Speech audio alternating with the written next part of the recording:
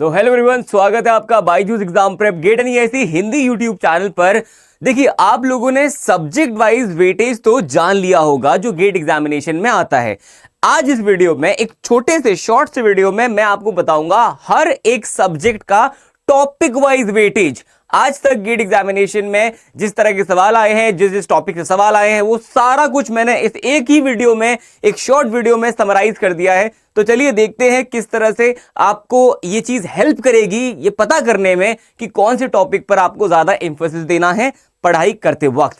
सबसे पहले शुरू करता हूं मैं एक क्विक इंट्रोडक्शन के साथ। अगर आप मुझे नहीं जानते हैं, मेरा नाम है Joshit Singh and I have 4 years of teaching experience. MTech मेरा IIT रुड़की से है और I have GATE multiple times qualified, produce 20+ top rankers under AIR 100। My area of expertise are transportation, fluid mechanics, irrigation, environmental engineering. बात करते हैं मुद्दे की। इसके अलावा एक और छोटी सी इंफॉर्मेशन है जो आप लोगों को मैं देना चाहूंगा कि सिविल बाय निंजा सर आपका अपना एक टेलीग्राम ग्रुप है। अगर आपने अभी तक ज्वाइन नहीं किया है, आप ज्वाइन कर सकते हो। 4200+ मेंबर जो है इस ग्रुप में अभी तक जुड़ चुके हैं। आप भी जुड़ सकते हैं। आपके सवाल हो, डाउट्स हो, आप पूछ सकते हैं इस टेलीग्राम ग्रुप में। आप बस सर्च कर लेना टेलीग्राम पर जाकर के सिविल बाय निंजा सर और आपको ये ग्रुप मिल जाएगा। कोई भी डाउट्स होते हैं आप इस पर डाल के अपने डाउट्स को पूछ सकते हैं। अपार्ट फ्रॉम दिस, अगर आप इंजीनियरिंग सर्विस एग्जामिनेशन के नॉन टेक्निकल पार्ट को लेकर के थोड़ा सा भी परेशान थे, then do not worry because non tech express is here. हम लोग आपके लिए एक नया सीरीज लेकर के आ रहे हैं। नॉन टेक्निकल सब्जेक्ट इसमें कवर करेंगे, सारे के सारे कवर करेंगे। 5 बजे ये होगी। कौन कौन से दिन होगी? मंडे, वेडनेसडे और फ्राइडे, 3 दिन हफ्ते में। बाकी दिन हम टेक्निकल चलाएंगे जिससे कि बैलेंस बना रहे। स्टार्ट करते हैं हमारे एनालिसिस के साथ। यहां पे मैं बताऊंगा टॉपिक वाइज, ना कि सब्जेक्ट वाइज। सबसे पहले शुरू करते हैं इंजीनियरिंग मैथमेटिक्स के साथ। तो इंजीनियरिंग मैथमेटिक्स में अगर हम देखें तो कौन कौन से टॉपिक्स है जिनसे बड़े सारे जो है सवाल आते हैं या बड़े कंसिस्टेंटली सवाल आते हैं।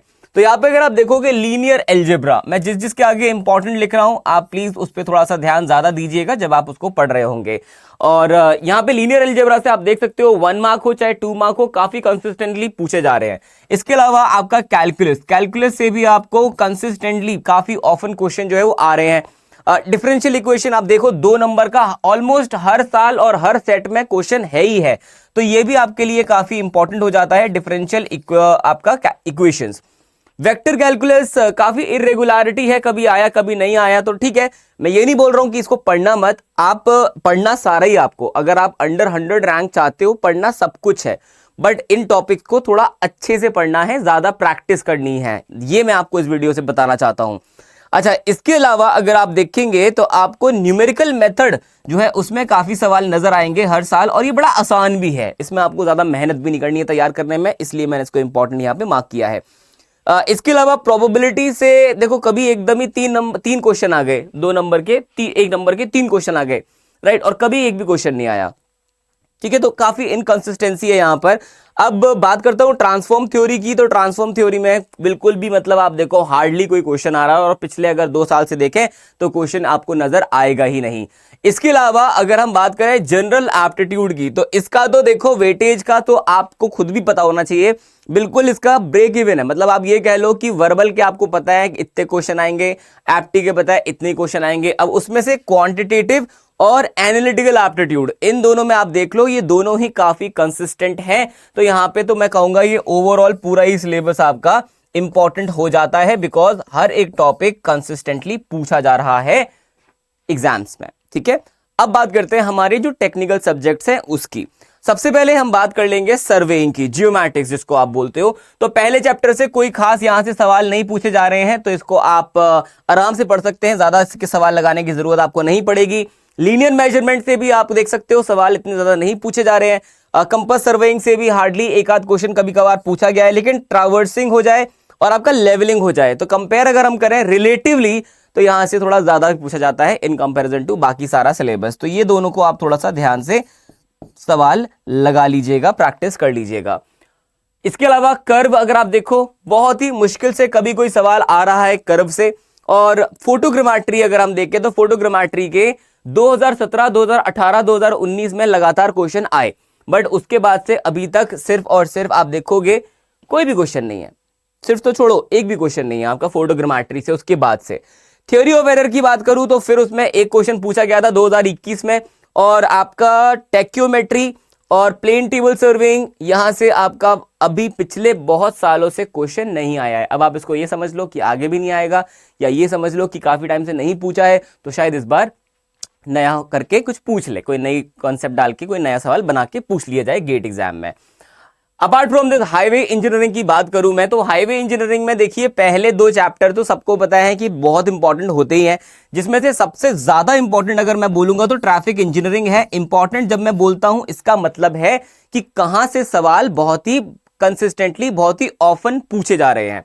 ज्योमेट्रिक डिजाइन में भी काफी बार सवाल जो है आए जा रहा है, और उसके बाद पेवमेंट डिजाइन, इससे भी काफी सवाल बनते हैं कंसिस्टेंटली, आप देख सकते हो बन रहे हैं। पिछले 3 साल, पिछले 2020 और 2021 और 2022 में भी शायद क्वेश्चन नहीं था इसका, तो आप ये देखो कि अब यहाँ पे ये सवाल पूछ सकते हैं, क्योंकि ये पीछे ना काफी कंसिस्टेंटली पूछ रहे थे। ट्रैफिक इंजीनियरिंग में तो भाई चल रहा है, हर बार सवाल आ रहा है, और ज्योमेट्रिक डिजाइन जो है उसमें भी आप देख सकते हो कहीं ना कहीं रेगुलरिटी नजर आ जाती है। इसके अलावा हमारे पास है इंजीनियरिंग हाइड्रोलॉजी, तो इससे खुद ही ओवरऑल कितना ही वेटेज है इसका, हार्डली 1-2 क्वेश्चन पूछे जाते हैं। अगर आप देखेंगे तो प्रेसिपिटेशन जो है वहां से 2 नंबर के सवाल बनते हैं, 1 नंबर का ज्यादा वहां से कोई कुछ पूछता नहीं है। इवेपोरेशन की बात करें, कोई सवाल नजर नहीं आ रहा है। स्ट्रीम फ्लो मेजरमेंट, कोई सवाल नजर नहीं आ रहा है। इन्फिल्ट्रेशन से 1 नंबर और 2 नंबर दोनों में ही कहीं ना कहीं सवाल किया जा गया है गेट एग्जाम में। रन ऑफ से हम बात करें तो यहां से जो है सवाल आप देख सकते हो काफी कंसिस्टेंटली हर साल एक ना एक सवाल आ ही रहा है। 2017 में दोनों सेट में आया था, नहीं एक सेट में आया था, 2018 में एक सेट में आया है, 2019 में एक सेट में आया है, 2020 में एक सेट में आया, 2021 में एक सेट में आया है। तो ये देखो, ये 2 मार्क्स में मतलब हर बार सवाल यहां से रन ऑफ वाला जो कॉन्सेप्ट है वहां से पूछा जा रहा है, टॉपिक से पूछा जा रहा है। फिर आता है जी एनवायरमेंटल इंजीनियरिंग। एनवायरमेंटल इंजीनियरिंग की अगर आप बात करो तो वाटर डिमांड से काफी वक्त से कोई सवाल नहीं पूछा गया है, और मुझे लगता भी नहीं है कि यहां से पूछा जाना चाहिए, क्योंकि इसमें ज्यादा कोई कॉन्सेप्ट यूज होते ही नहीं है, इंपेरिकल फॉर्मूलाज ही होते हैं ज्यादा से ज्यादा, और कुछ नहीं है। रॉ वाटर क्वालिटी जो हो जाए वहां से भी उतना ज्यादा सवाल नहीं है, क्योंकि एनवायरमेंट का खुद का वेटेज इतना ज्यादा है। तो इसका मतलब है कि चैप्टर अगर आप देखो तो उसके कंपैरिजन में काफी कम सवाल पूछे गए हैं। लेकिन अगर आप यहाँ पे रॉ वाटर ट्रीटमेंट प्लांट की बात करोगे तो आपको अच्छा खासा यहाँ पे कंसिस्टेंसी दिखने को मिलेगी। प्लस आप ये देखो 2 नंबर के 3 क्वेश्चन, सोचो एक ही साल एक ही सेट में, राइट। तो ये काफी इंपॉर्टेंट है आपके लिए। डिस्ट्रीब्यूशन सिस्टम और आपका डिजाइन ऑफ सीवर, अभी तक यहां से इतना कोई खास सवाल, नंबर ऑफ क्वेश्चंस नहीं पूछे गए हैं बट ज्यादा नहीं पूछे गए हैं। क्वालिटी पैरामीटर ऑफ सीवेज, ये भी आपका काफी इंपॉर्टेंट है, जहां से बीओडी वगैरह के जो है सवाल वो बनते हैं, बीओडी, टीएचओडी, सीओडी, इन सब के। Sewage treatment I would say mediocre level पे इंपॉर्टेंट है। और एयर पोल्यूशन अगर आप देखो तो कंसिस्टेंटली यहां से सवाल पूछे जा रहे हैं, और पूछे भी जाने चाहिए, क्योंकि ये बिल्कुल अलग ही है एनवायरमेंटल इंजीनियरिंग के बाकी सारे सिलेबस से, तो यहां से सवाल बनता ही है। सॉलिड वेस्ट मैनेजमेंट मैं बोलूंगा बिल्कुल यहां पे इंपॉर्टेंट हो जाता है, क्योंकि इससे भी हर साल सवाल बनता है, और ऐसा सवाल बनता है जो आपको फंसा सकता है। नॉइज पोल्यूशन अब तो खैर सिलेबस से हट गया है, तो इसका कोई आपको टेंशन लेने की जरूरत है ही नहीं। आगे आता है fluid mechanics. Fluid property hardly कोई क्वेश्चन यहां से पूछा गया है। Measurement and pressure and it's measurement, hardly कोई क्वेश्चन पूछा गया है। हाइड्रोस्टैटिक फोर्सेस, हार्डली कोई सवाल आया है। Buoyancy and flotation, 4 question 5 question आज तक पूछे गए हैं 1970 से अगर मैं बात करूं। काइनेमैटिक्स को हटा दिया गया था 2021 में, तो 2021 में भी कुछ नहीं दिखेगा आपको, और 2022 में भी कोई सवाल आपको नहीं नजर आएगा काइनेमैटिक्स से। डायनेमिक की अगर मैं बात करूं तो इसमें भी 1-2 सवाल, 3-4 सवाल जो है वो पूछे गए हैं। तो ये डायनेमिक एक्चुअली देखो, काइनेमैटिक और डायनेमिक जरूरी है आगे का फ्लूइड मैकेनिक्स पढ़ने के लिए, तो इसको आपको पढ़ना ही पढ़ना पड़ेगा, डजंट मैटर इससे सवाल आ रहे हैं या नहीं आ रहे हैं। अच्छा, इसके अलावा लेमिनार फ्लो जो हो जाए वहां से, और आपका मैं बात करूं तो flow through pipe. Flow through pipe एक ऐसा टॉपिक, एक ऐसा चैप्टर है जहां से बहुत ही फ्रीक्वेंटली सवाल पूछे जाते हैं। लॉसेस से रिगार्डिंग क्वेश्चन होगा, सीरीज वाले क्वेश्चन होंगे, पैरेलल वाले क्वेश्चन होंगे, 2022 में भी क्वेश्चन था इसका, ठीक है। तो ये फ्लो थ्रू पाइप काफी इंपॉर्टेंट हो जाता है आपके लिए। डायमेंशनल एनालिसिस से फ्राउड मॉडल लॉ पे ज्यादा इंफोसिस करते हैं गेट ऑर्गेनाइजेशन। इसके बाद आता है इंजीनियरिंग मैकेनिक्स। एक सवाल या कभी कभार एक भी सवाल नहीं आता है इससे, और अगर आता भी है तो स्टूडेंट्स को लगता है सोम का क्वेश्चन है तो वो ऐसे ही उसको सॉल्व कर देते हैं। तो यहाँ पे अगर हम देखें तो ज्यादातर जो सवाल आज तक अगर पूछे भी गए हैं तो आप देखोगे इंटरनल फोर्सेस इन स्ट्रक्चर हो गया, और फ्री वाइब्रेशन अनडैम्प्ड एसडीओएफ, ये देखो ये नया आया था, ये अभी इन्होंने सवाल इससे पूछना शुरू किया है 2019 से, इनका फेवरेट टॉपिक है, तो इसको थोड़ा सा आप गौर फरमाना और इसको ज्यादा सा ज्यादा सवाल लगा करके प्रैक्टिस करना, जिससे कि आपका प्रैक्टिस और अच्छा हो जाए और क्वेश्चन बनाने की प्रोबेबिलिटी और बढ़ जाए। इसके बाद आता है runway and airport. Runway airport की अगर मैं बात करूं तो ज्योमेट्रिक डिजाइन से आपका हार्डली देखो एक क्वेश्चन आएगा, और वो कौन सा क्वेश्चन होगा, वो क्वेश्चन होगा आपका कैंट डिजाइन का, ज्यादातर वही पूछा जाता है, या ट्रांजिशन लेंथ पूछ लेगा। ट्रांजिशन लेंथ निकालने के लिए भी कैंट निकालना पड़ेगा, मैक्सिमम परमिसिबल वेलोसिटी के लिए भी कैंट निकालना पड़ेगा, तो वही एक क्वेश्चन है जिसमें सब कुछ पूछ सकते हैं ये लोग। नेगेटिव कैंट का क्वेश्चन भी बन सकता है, ठीक है। बाकी एयरपोर्ट एंड प्लानिंग डिजाइन अगर मैं बात करूं तो यहां पे कंसिस्टेंटली सवाल जो है वो पूछे जा चुके हैं, जहां पे correction of length of runway जो है वो सिलेबस में है, बट अभी इतना ज्यादा इंपॉर्टेंट नहीं बचा क्योंकि बड़ा कॉमन सा टॉपिक हो चुका है। इसके अलावा टैक्सीवे का रेडियस हो गया, वो सारी चीजें भी कभी कभार पूछी जाती हैं। बाकी कुछ ना कुछ नया यहां से जो है जरूर आता रहता है और हम उसको अपने सिलेबस में ऐड करते रहते हैं, क्योंकि इसका कोई वेल डिफाइंड आपके पास सिलेबस है ही नहीं, बस एयरपोर्ट एंड प्लानिंग है, उसमें सब कुछ आ जाता है। Building material, cement, concrete, steel and other material. यहां पे सीमेंट जो है वहां से काफी जो है सवाल आए हैं, अगर मैं कंपेयर करूं उसको बाकी सारे चैप्टर्स के साथ, और कंक्रीट जो है वहां से ज्यादा सवाल नहीं है, और अगर होते भी है तो आप आरसीसी समझ के उसको टिक मार देते हो। Steel and other material, yes, यहां से आपको देखने को मिलेगा कि हाँ कहीं ना कहीं सवाल जो है आपसे पूछे गए हैं, लेकिन मैं बोलूंगा गेट की अगर हम बात करें तो बीएमसी बिल्डिंग मटेरियल जो है आपका कोई खास रेलेवेंस नहीं रखता है, क्योंकि टॉपिक जो है इसके वो बहुत सारे हैं और क्वेश्चंस बड़े ज्यादा कम आते हैं, कभी कभार शायद एक आता है, दो आते हैं, आप देख भी सकते हो मेरे पीछे। ईएससी में बड़ा ज्यादा इंपॉर्टेंट है ये, ईएससी में तो बहुत ही इंपॉर्टेंट है, आप ये समझ लो। अच्छा, फिर कंस्ट्रक्शन मैनेजमेंट में क्या क्या देखना है सर हमको? कंस्ट्रक्शन मैनेजमेंट में प्रोजेक्ट मैनेजमेंट से देखो सवाल जो है वो पूछा गया है लेटेस्ट अभी। इसके अलावा फंडामेंटल ऑफ नेटवर्क जो होता है आपका सीपीएम पर्ट वगैरह, वहां से आपका सवाल बनता है, राइट। क्रैशिंग जो है, क्रैशिंग का क्वेश्चन बनाना था 2019 में आया था, किसी एक सेट में आया था। कॉस्ट एस्टिमेशन जो है वहां से सवाल बना है पिछले साल, ठीक है, पिछले साल यहां से बना है, तो इसको आप थोड़ा सा ध्यान रखिएगा। एस्टिमेशन वाला पार्ट, सीपीएम वाला पार्ट और fundamental network and project management, इसको थोड़ा सा गौर से देख लेना, ठीक रहेगा। वैसे ये क्या है ना कि ये सब्जेक्ट बड़ा छोटा है और इससे जो मार्क्स मिलते हैं ना वो बड़े इजी टू ग्रास्प है, आसानी से आप ये मार्क्स ग्रास्प कर सकते हो, गेन कर सकते हो, ठीक है, इसलिए मैं बोल रहा हूं उसको छोड़ना मत। स्ट्रेंथ ऑफ मटेरियल की अगर हम बात करें तो स्ट्रेस स्ट्रेन तो भाई आपका देखो दिल और जान है सोम की, आप देख लो बड़ा कंसिस्टेंटली यहां से सवाल पूछे जाते हैं।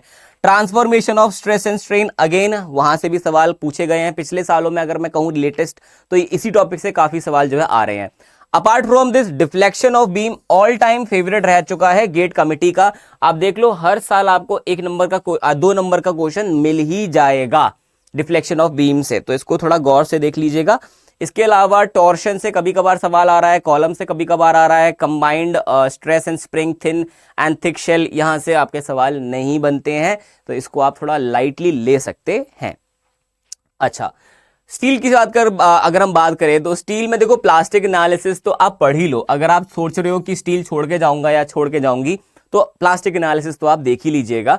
इसके अलावा डिजाइन ऑफ कनेक्शन से सवाल आ रहे हैं, काफी ज्यादा आप देखो कंसिस्टेंटली आ रहे हैं, और अगर हम बात करें तो बस ये दो ही है जिससे ज्यादातर सवाल आते हैं स्टील की अगर हम बात करें, क्योंकि इसका भी वेटेज बहुत ज्यादा नहीं है गेट में। Open channel flow, open channel flow में आपका यूनिफॉर्म फ्लो और एनर्जी डेप्थ रिलेशनशिप, यहां से ज्यादातर चीजें पूछी जाती है। बाकी रैपिड वेरिड फ्लो हो जाए, रैपिडली वेरिड या ग्रेजुअली वेरिड फ्लो, तो यहाँ पे आपके सवाल जो बनते हैं वो ज्यादातर स्लोप से रिलेटेड बनते हैं। एक बार आपने वो कॉन्सेप्ट समझ लिया तो फर्क नहीं पड़ता कितने क्वेश्चन आ रहे हैं, आपको खुश होना चाहिए कि ज्यादा क्वेश्चन आए, क्योंकि स्लोप वाला कॉन्सेप्ट बहुत आसान है, बेहद ईजी है। इरिगेशन की बात कर लूंगा मैं। इरिगेशन में देखो ये टेक्निक वगैरह वाला जो पार्ट है इसको तो आप भूल जाओ, इसमें कुछ नहीं है, इसमें सिर्फ और सिर्फ थ्योरी डाल रखी है, कौन कौन से तरीके होते हैं इरिगेशन के वो दे रखे हैं, कितने टेक्निक होती हैं पानी को फैलाने के, डिस्ट्रीब्यूट करने के, वो दे रखी हैं, तो इसमें आपको ज्यादा नहीं फंसना है।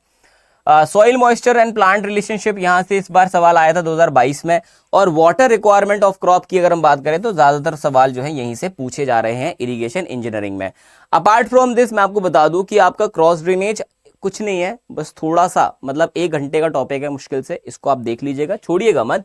और अगर हम बात करें ग्रेविटी डैम में स्पेसिफिकली एलिमेंट्री प्रोफाइल वाला जो कॉन्सेप्ट है उसको आप देख सकते हो, आसान है बहुत उसको समझना, छोड़ने की बजाय उसको देख लीजिएगा, वहीं से सवाल जो है ज्यादातर आपको देखने को मिलेंगे। अगर आपने फ्लूइड पढ़ लिया है तो आपको इरिगेशन में थोड़ी सी दिक्कत कम ही होगी, क्योंकि इसमें मोस्टली जो चीजें हैं वो फ्लूइड मैकेनिक्स से ही ली जा चुकी हैं। जियोटेक की अगर बात करें हम, तो origin and property of soil, ये आपको पता ही है, बहुत ही मजेदार चैप्टर भी है और यहां से सवाल भी ज्यादा बनते हैं, तो इसको पढ़ने का मजा और दुगना हो जाता है। फिर अगर हम बात करें तो परमिएबिलिटी काफी इनका फेवरेट टॉपिक रहा है गेट कमेटी का, और इसके अलावा हम देखें तो कंप्रेसिबिलिटी एंड कंसोलिडेशन और आपका shear strength of the soil, ये दोनों टॉपिक जो है फेवरेट है। आप देख लो, आपसे सवाल हर बार पूछा ही जा रहा है कहीं ना कहीं, तो आप देख लो, चेक कर लो, हर बार सवाल आ रहा है, चाहे 1 का है चाहे 2 नंबर का है। इसके अलावा earth pressure and retaining wall, देख रहे हो यहाँ पे 2021 में 2 नंबर के 3 सवाल आए थे इस एक टॉपिक से ही केवल, राइट। और इसके बाद फाउंडेशन आपको समझना ही है यार, देखो फाउंडेशन को आप छोड़ नहीं सकते हो, भले ही सवाल आप देखो तो इतना कंसिस्टेंट नहीं है, बट चांसेस काफी ज्यादा होते हैं यहाँ से सवाल बनने के।